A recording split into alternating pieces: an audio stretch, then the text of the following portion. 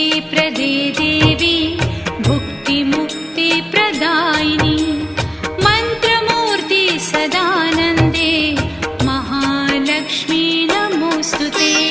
नमस्ते गरुडारूढे कोलासुरभयङ्करी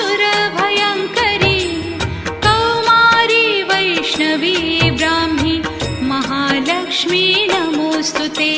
श्वेताम्बरधरे देवी नानालङ्कारभूषिते जगत्स्थिते जगन्माते महालक्ष्मी नमोऽस्तुते।